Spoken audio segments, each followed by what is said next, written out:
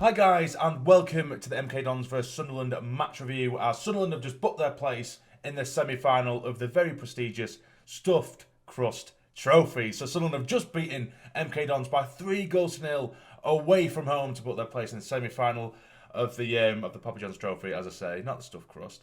But yeah, so we'll get straight into the game. A very, very good result, of course, but straight into the match review. We did have Remy Matthews in goal across the back. We had McFadzean as left back. We had Power at right back. In the middle of defence, we had Willis and Flanagan. Now, in the middle, because we pretty much played a 4-4-2, in the middle we did have Scowen and O'Nien. It was nice to see him playing in his more natural role in the centre again. On the right, we had Diamond. On the left, we had Jordan Jones making his debut. And up top, we had O'Brien and Lyndon Gooch. Now, getting into the game, the surface was horrible. It was very much cut up, very similar-ish to the sort of pitch that we saw at the Stadium Light the other week. And it was really, really bad, probably worse, if anything. It was all over the pitch, bobbling like mad. But I felt like the opening sort of 10 minutes or so, we come out really well. We had a really high press. They were kept, we know what MK Dons are like. They were a very possession-based side. They like to play it out from the back. That's what they were trying to do. But we kept forcing them into mistakes, particularly, like I said, the opening 10 minutes. Gooch, O'Brien and Diamond getting right in the faces, forcing them to give the ball away. And eventually the pressure paid off, where Diamond did break down the right-hand side. He's tried to drill it across goal, but it's took a deflection off the first man, sent the keeper the wrong way, sort of flat-footed, and it's managed to just sneak into the near post to make it 1-0, and it is an own goal.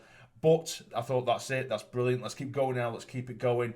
And we did the opposite again. It was very, very similar to the Gillingham game last weekend, where we scored the goal, then we just drop. Everything drops. Performance, it just completely changes and it drops. The lads at the front, Jones, Gooch, O'Brien, and Diamond at times. I'll give it to him.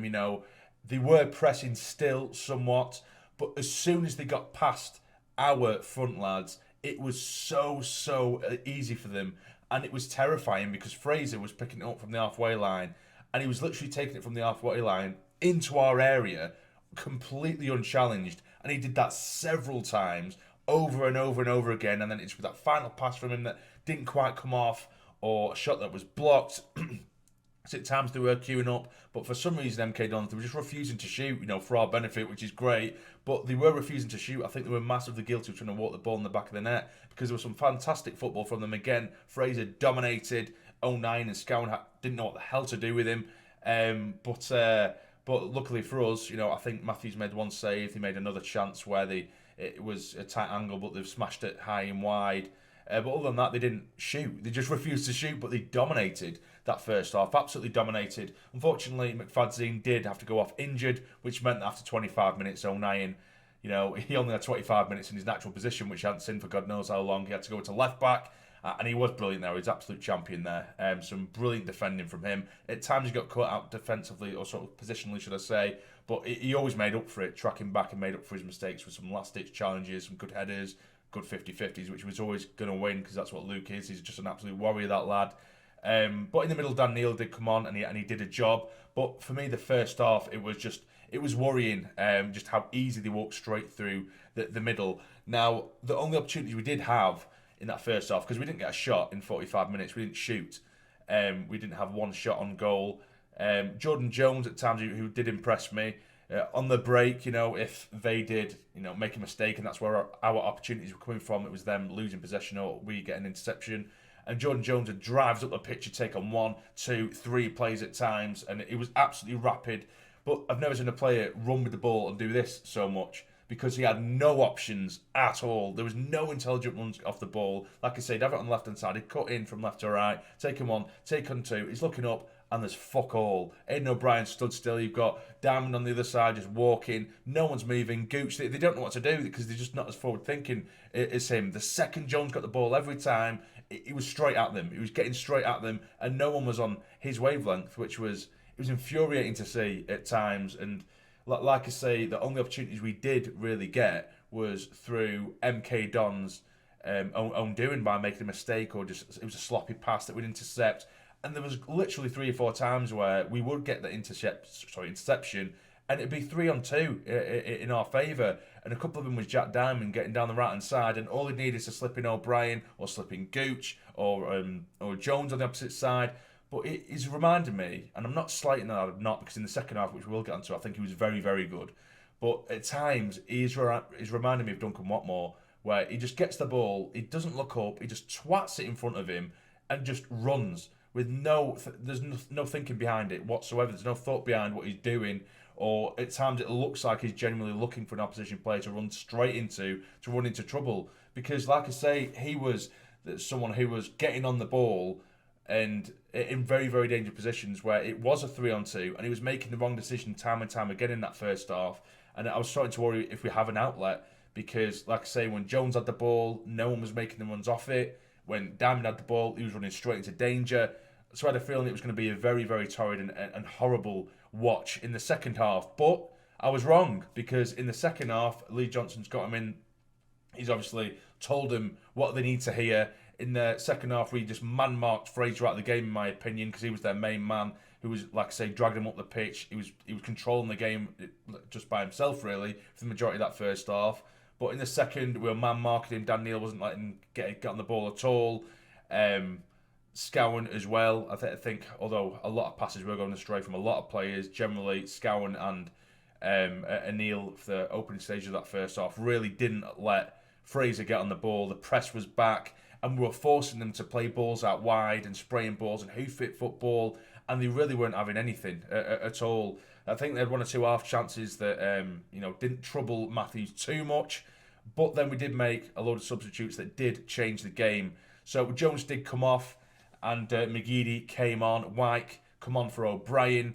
Ledbetter come on for Scowen, and Younger did come on for Willis as well. And those were some really good substitutions. It was good to see Younger at the back. He didn't put a foot wrong. In fact, they didn't test him too much.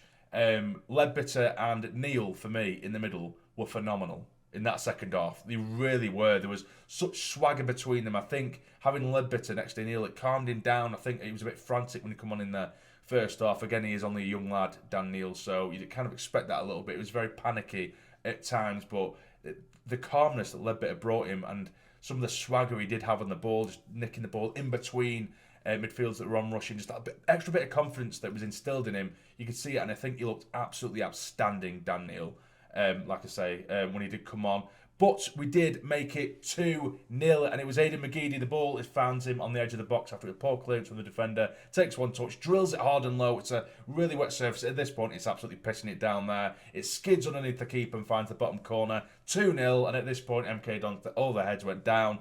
And this is where, literally with 15-20 minutes left, it was like sort of peak, pinnacle Barcelona football. And I know I'm exaggerating, of course I am, but on that shit surface, the tempo we were playing at and some of the football we were playing was incredible. And I absolutely loved it, given how shit the surface was. It was absolutely pissing it down. Ball skidding all over the place. Yet we're stringing and spraying inch-perfect passes. Little 1-2s all over the pitch. Dan Neil and Ledbetter running the show. And then eventually we do get a corner. It's a poor one originally. Straight to the first man. And Ledbetter's crosses from corners when he did come on, I have to say that they were pretty horrendous. They were going straight to the first man, and sometimes the first man wasn't even in the box, so he couldn't hit it sort of 5-10 yards without hitting an MK Dons man. But they did clear it, comes straight back out to Ledbetter. He pings it in, and there's the man, the big man, my favourite player in the world, of course, Charlie Wyke, to flick it into the bottom right hand corner to make it 3-0. We seal the deal, and that's it. So 3-0. We're going to the semi-final of the Stuffed Crust, which of course it's nice, and I think it's a nice little confidence booster considering we're playing MK Dons in the league this weekend, which of course it's a massively more important game. But if we go in with that strategy and tactic of just throttling Scott Fraser, of course not physically, but just throttling his time on the ball and just not letting him be their main outlet, I think we can rinse him, because he is their heartbeat. And if you start to squeeze that and throttle that out of the game, they didn't look too dangerous at all, and I think we can deal with that.